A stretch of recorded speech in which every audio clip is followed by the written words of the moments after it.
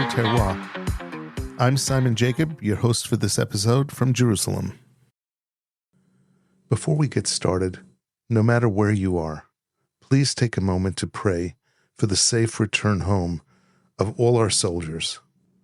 If you're driving in your car, please focus on the road ahead. If you're relaxing at home, please open a delicious bottle of kosher wine and pour a glass, sit back, and relax. Welcome back to the Kosher Terroir. I'm your host, Simon Jacob, and today we are bringing you an episode that has been years in the making. If you know Israeli wine, you know the name Amphora. Nestled in a breathtaking estate, Amphora has built a fierce, industry-wide reputation for its uncompromising, ultra-premium winemaking standards. But for kosher wine enthusiasts, this iconic winery has always been just out of reach. Until now. For the very first time, Amphora is stepping into a new era, rolling out an exclusive and highly anticipated kosher lineup. 4 extraordinary cuvées released under their brand new Samuel label. We were granted the incredible privilege of visiting the estate, walking through their beautiful facilities, and sitting down for an exclusive tasting of all 4 of these maiden kosher wines. When a winery with this level of pedigree makes the leap into kosher production, the expectations are sky high. But as you'll hear today, these wines clearly speak for themselves, carrying the unmistakable signature of Amphora's excellence right into the kosher world. Grab a glass, settle in, and join us as we taste history in the making at Amphora. We are in the middle of a transition between winemakers. We had Meira Marel, which made everything you taste here. He's been with us since 2016 until a month ago. And now Igor Ivanov stepped in. He's coming from Garage de Papa, Ovido Levinson, if you know. Right. So he's just getting the bear thing, so he hasn't made wine yet. He has the next harvest ahead of him in August. Okay. And once that comes out, we'll have some Samuel wines that he actually made and was a part of. And that's a good idea for him to come to the podcast and just talk. Forward. Yeah, exactly. We are in the middle of a bottling process, so that's why he's not available today. I don't know if you've seen, where did you park? Outside? We parked all the way back by the restaurant. We didn't know that you could come all the way down here. We actually don't have real parking spots. It's actually outside, which is good, but over here, we'll take a look after we finish. We do outside bottling because it takes a lot of time. What we did, let's say, until 3 years ago, we were bottling and labeling and packaging everything in-house. It would take us, I think, for a single wine, which is around 10 to 20,000 bottles, would take us a month or a month and a half until we label it and until we package it and put it on pallets and everything.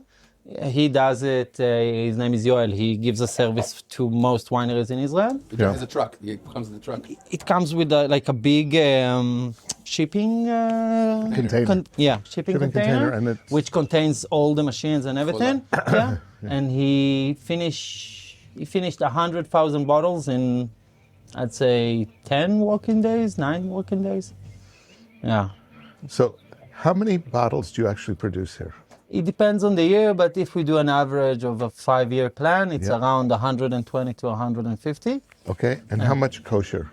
The kosher is the first labels that came out. Okay. The Assis and the Ofek, which are the first reds we did, were released in September, and the white and the rosé that you tasted were released January, mid-February. Wow. Yeah, we've been doing this process for the past 4 to 5 years, and from 2020, 2021.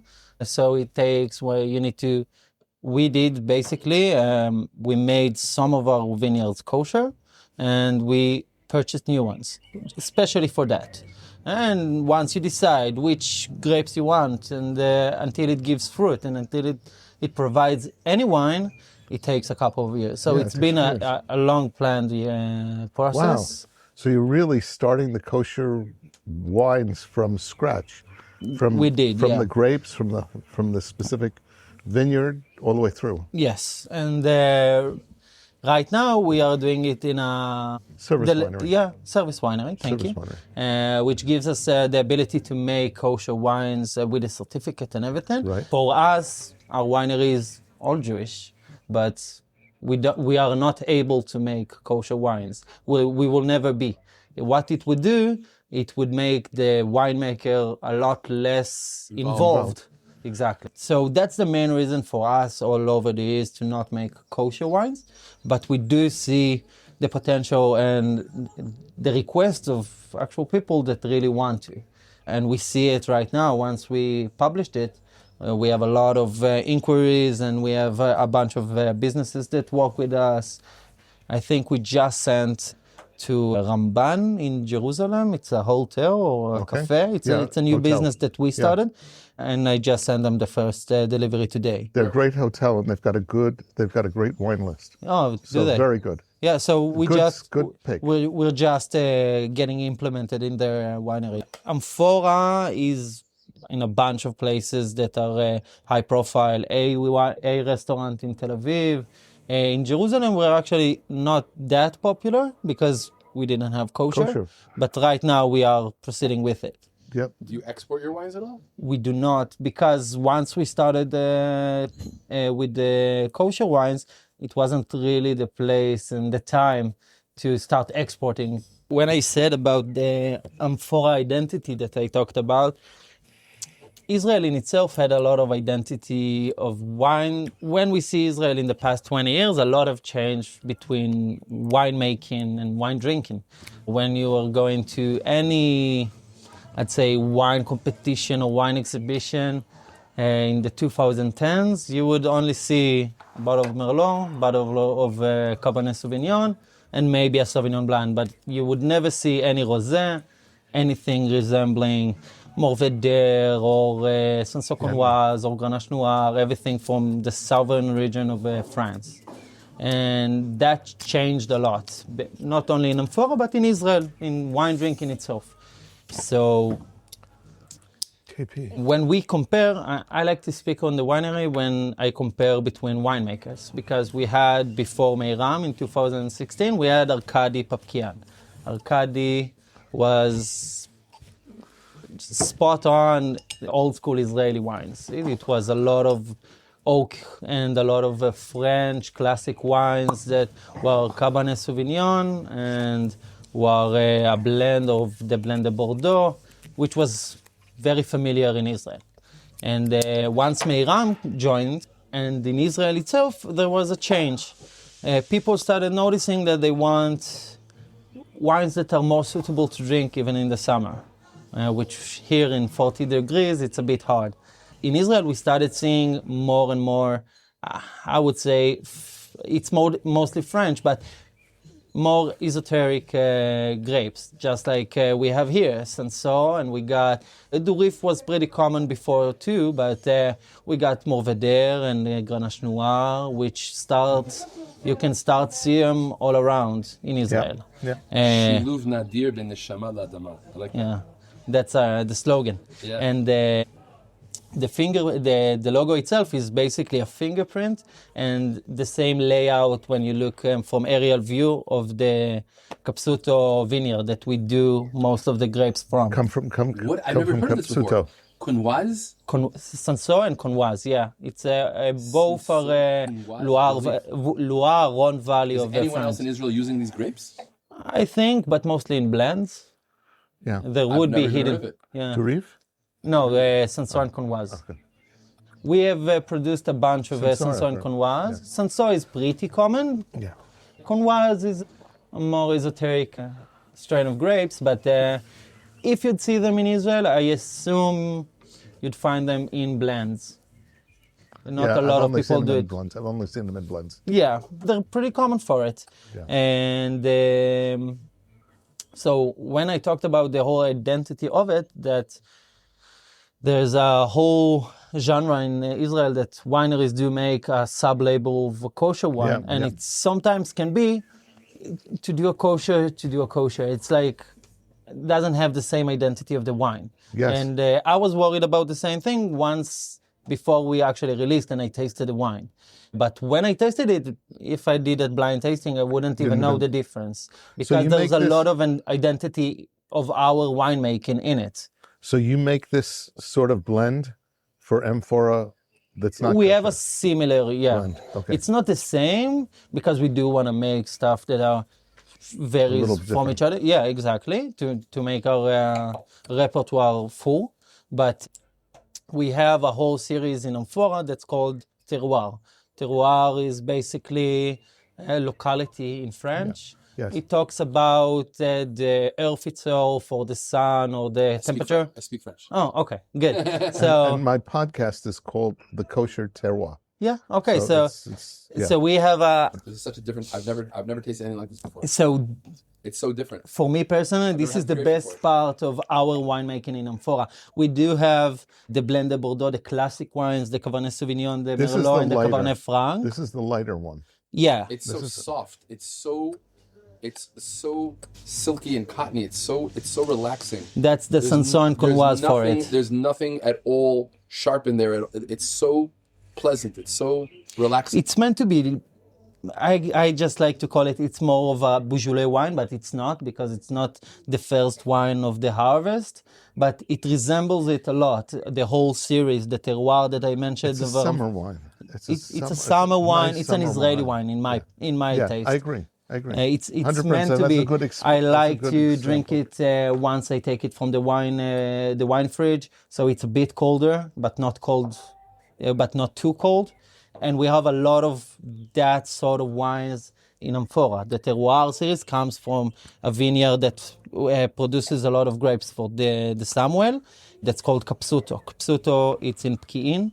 It's in the, I'd say, western part of the Galil. The vineyard itself, we did most of the work since 2020. It's lovely. And we manage the vineyard. Yeah, it is. And that's what I like about new age, I'd say, revolution of wine in Israel, because people are starting to figure out that we don't only need the classic heavy wines. We should keep doing them, and we still make them, and they're brilliant. But we have other wines in our tool set. Would you say, let's say I keep kosher, so I'm not going to taste your other wines. Yeah. What am I missing out? The Grenache Noir, for me personally. I'm missing the Grenache Noir. Yeah, because Grenache Noir, we love in Israel the GSM, which is Grenache Noir, Syrah, and Mourvèdre. Yeah, and people love it in Israel, but they never actually took time to taste them. The Mourvèdre we don't see a lot. The Grenache Noir we don't, as a one strain wine, as a single strain wine, and that's a shame in my because the Grenache Noir actually grows very similar to Spanish or southern French Grenache Noir, which is brilliant.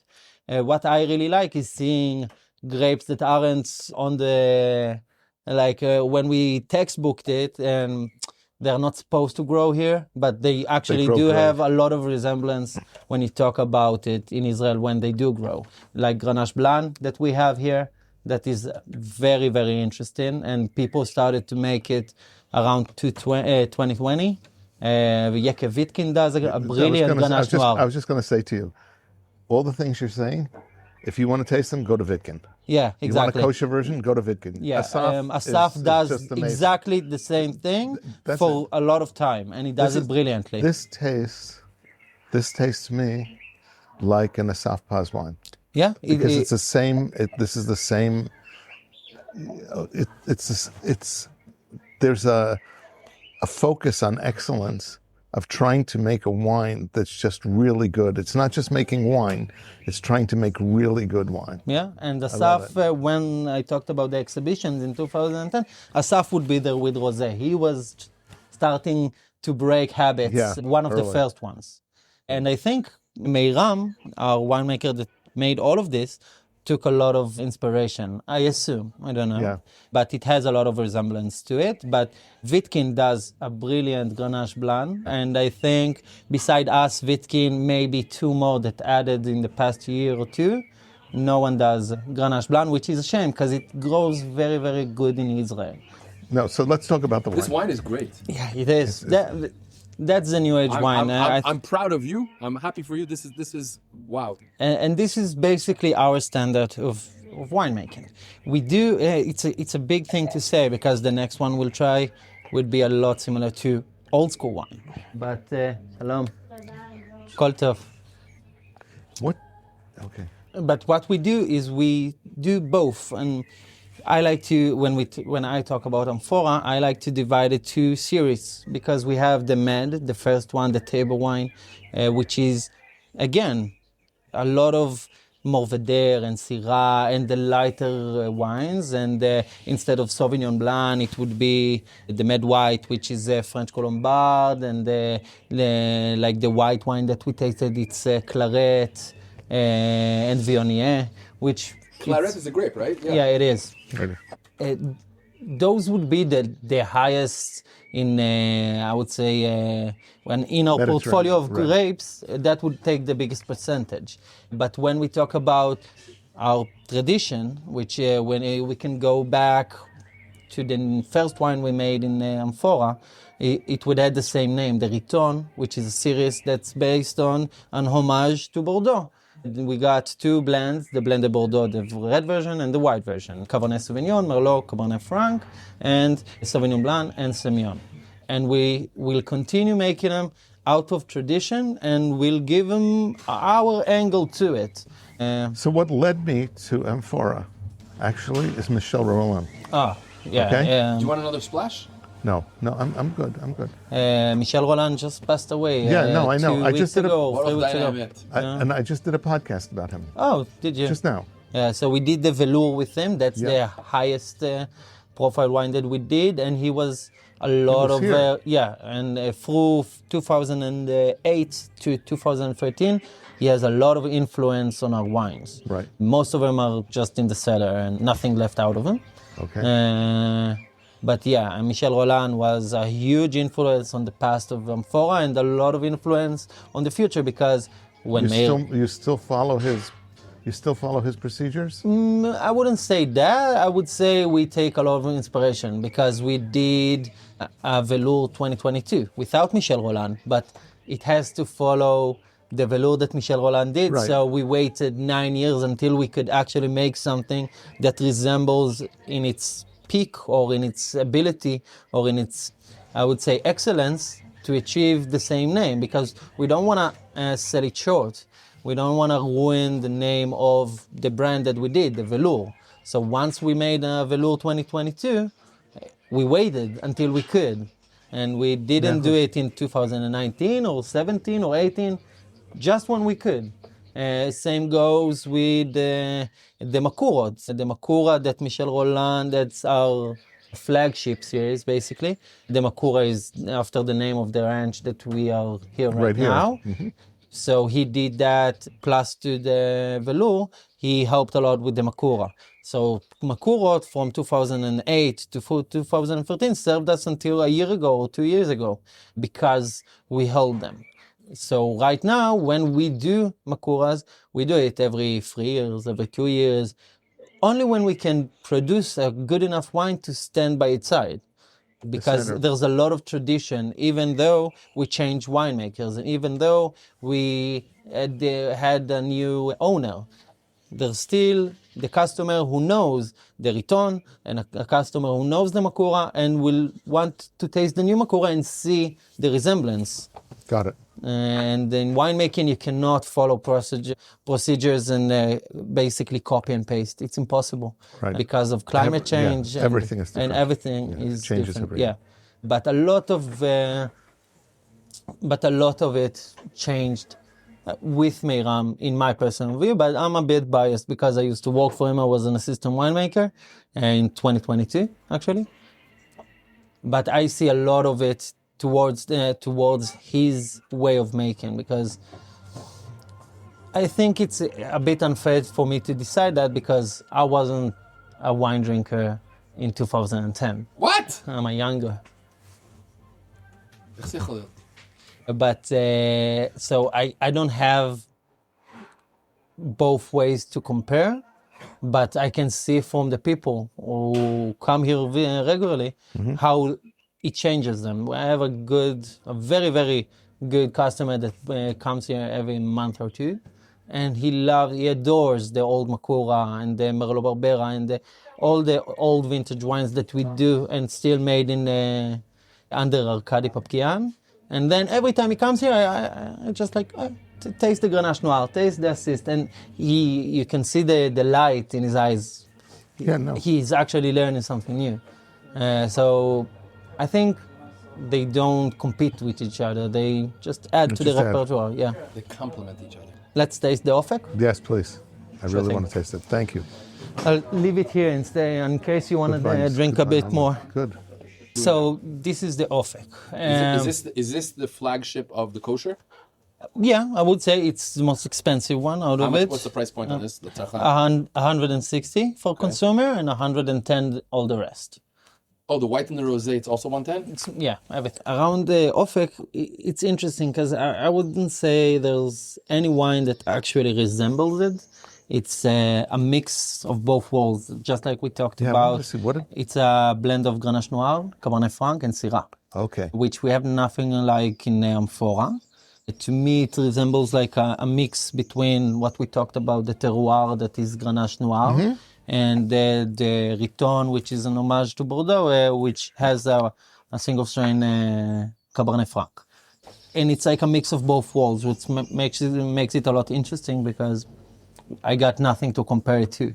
So it gives that unique effect of the Ofek. I personally really like it because it has been in, I think, 20 months in oak barrels. Really? And it does not feel like it, which is good, means it's very balanced wine. And it serves that point.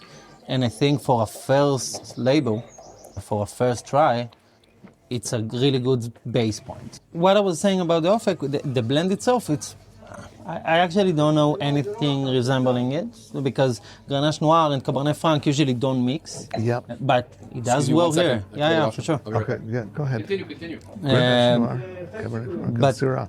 Yeah, I think Syrah is just for the closing taste, but I think it's mostly Grenache Noir and the Cabernet Franc that makes the impact. But it gives to anyone drinking somewhere, it gives when we compare the all four, everything I said about Amphora, about the table wine, the first series, and the terroir, and the Riton, and the Makura, it gives him an idea of what it actually is and what the differentiate is in Israeli winemaking does it. Because the rosé, it's very crisp, as you said, and a lot of minerals and less, I would say, sweeter fruit. It's not ripened fruit. It's a lot of acidity and it's bone dry, and we're not ashamed of it. It's exactly how we want it. And the white one actually has a lot of difference from Amphora because we don't actually work with either Viognier or Claret. I think this one was a test for Meiram, the winemaker that did it, to work with Viognier, which he really likes. I love it. Yeah. I love Viognier, and I love that mix. Yeah, Viognier and Claret. It's very perfumey and flowers, and it gives it that edge when we actually don't do it in the winery itself. So I would say it was his attempt to, I assume, to make something a little bit different. So if you use it as a service winery, which service winery do you use? Do you use Bat Shlomo? No, we do it in the Ramat Golan, but we plan in the next 2 years to have our own facility. Okay. Actually, so the first winemaker was who? Was Arkady? Like the big part of Amphora, it was Arkady. There were a few before that Gil Schatzberg. Really? He was here for a few years, not even. Like 2005 Amphora was his making.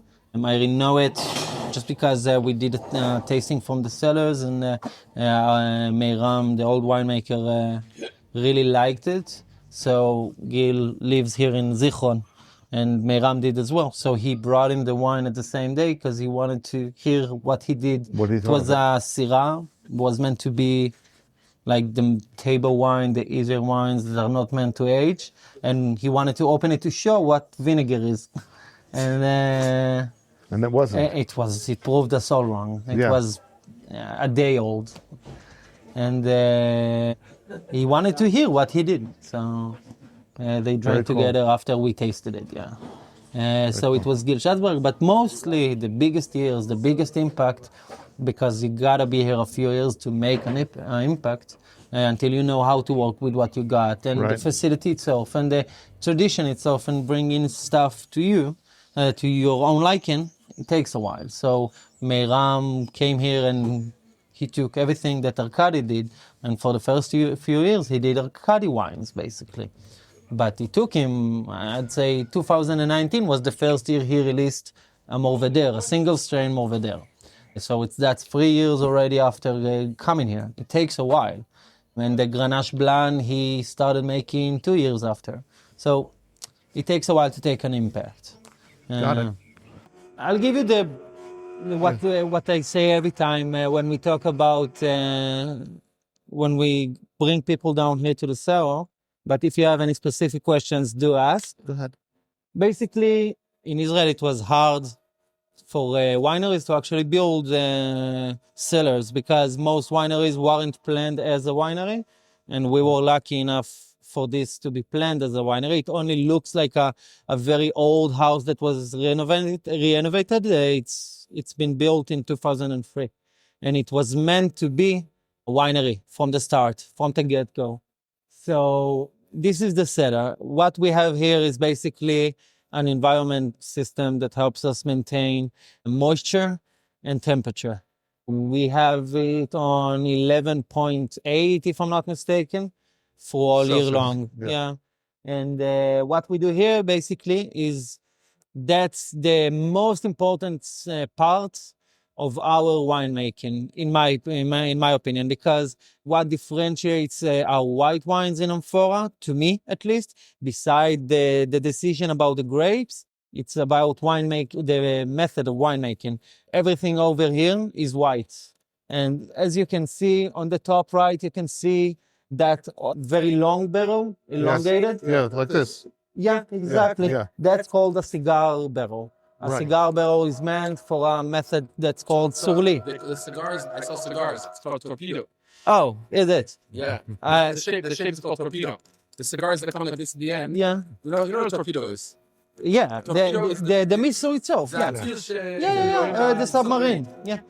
So it's called a cigar barrel, and it's used to make wines that are made in surli, which is... surli? Yeah. Okay. And we do a lot of our whites in surli. A lot of them. So how do you... Even our most basic white wine, the med white, the table wine, has some parts of it made in a barrel. How do you do bâtonnage on a barrel like that? We climb up and we bâtonnage. And we do. That's the advantage of a non-kosher winery. Okay. Because I can get, as I grew up here as a teenager in Kerem Maharal. To climb up the barrels. I released from the army and I looked for any job. And I came here to the visiting center 7 or 8 years ago. And I started working here. And I was a shift manager, and then out of a good relationship with the winemaker, with Meiram, I was offered to join and learn a bit because I don't like textbooks. I like to know through my hands. Yeah. And I did that for almost 2 years, one harvest. And it allowed me to actually taste and smell and touch and everything. Just like we do topping here. You climb up there with a 5-liter gallon and you just pour. And you hope you don't fall down when you climb down. And you have some also big barrels as well. We got 500s. Not a lot of them. No, mostly for the big blends, the Riton Rouge, the Mourvèdre, but mostly like the Riton series that we talked about. Yeah. Because it's an homage of Bordeaux, we only do it just like in Bordeaux in 225 liter. So, yeah, those are magnums that are waiting to be labeled. Amazing. Yeah, and here in when we talk about the barrels themselves, a lot of wineries choose, okay, we work with this, we work with that. We took the opportunity and we work with around 8 to 10 different brands of manufacturers of oak barrels. Yeah. And they come through different forests and different methods of making. And we can see that here. You can see we got Vicard and Souris and Hermitage and Bertomeu, which is, you can see, they all have labels, and it tells us everything we need to know about the barrel itself. MT, it's the, I'd say, the toastiness of the barrel. That's Right. medium toast. And A is the forest itself. If I'm not mistaken, A means Arbitrage, that's the name of the forest. I don't remember it by heart. Garage. But we can see even other ones. Let's see here. That's B. That's the name of the forest. We have 4 different forests here that provide the oak barrels, and Right. some of them are blends even. AB, BA, BV. And forget about the grapes, the yeast, the method. Only barrels can provide so much differentiators in the wine itself. Wow. That's why you cannot copy anything from a year to a year, even if you did But that. it also allows you get a good result. It allows you to go back and And reverse engineer what Yeah. you did exactly. And you know, okay, this would work best with that grape. And you're able to reverse engineer and to repeat it and to get consistent results. Meiram used to say it perfectly. He said, yes, you can, but you'll never know you never know what did that effect. If you tasted this barrel and you would say, okay, this is good. Maybe it's the yeast, maybe it's the barrel, maybe it's the year of the same barrel that was absolutely perfect. So it can be everything, because it can be that part of the press. Even when we press the grapes, it can be the free run, the start of it, and it could be the hard press that made it. You can absolutely cannot translate it next year. Could be anything. Could be the amount of sun that it got. Could be the same line of the orchard, the vineyard. It could be the first line or the lower line. You cannot know everything. And that's why he said it's a lot about taste.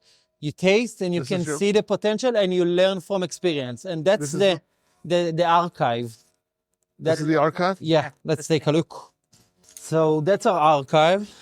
We bring every wine that we ever did, between 6 to 48, and we keep them here out of 2 reasons.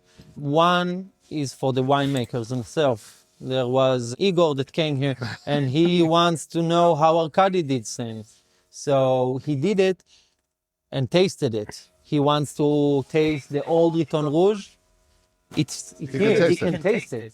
And that's, I would say, a winemaker's archive. And beside everything, there's a lot of ask for it. And that people really want to buy stuff that are already vintage. And if they want to take the first bottle that we made, the Amphora Cabernet Sauvignon 98, even before this building was out, he can purchase it. It's available to him. Some of them are in very good shape, and some of them are already done.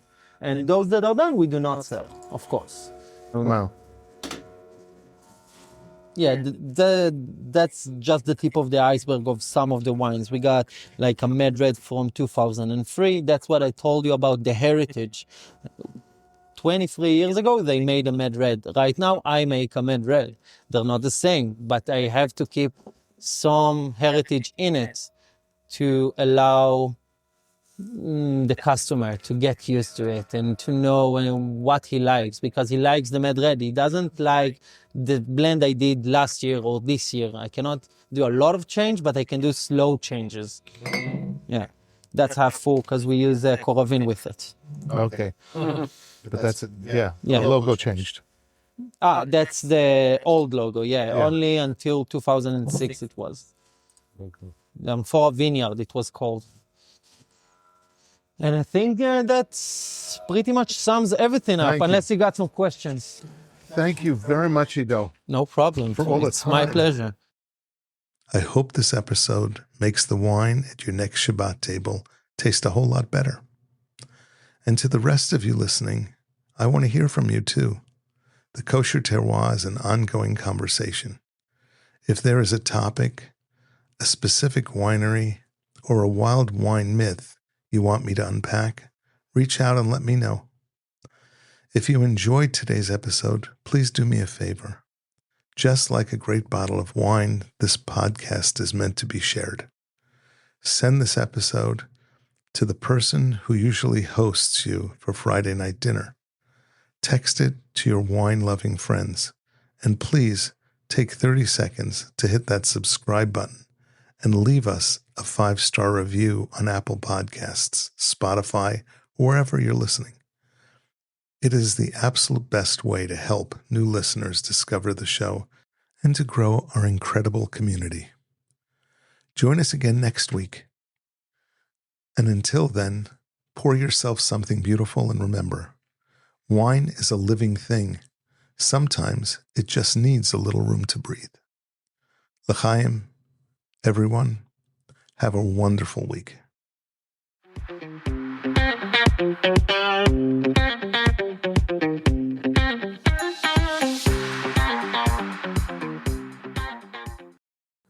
This is Simon Jacob again, your host of today's episode of the Kosher Terroir. Please subscribe via your podcast provider to be informed of our new episodes as they are released. If you're new to the Kosher Terroir, please check out our many past episodes.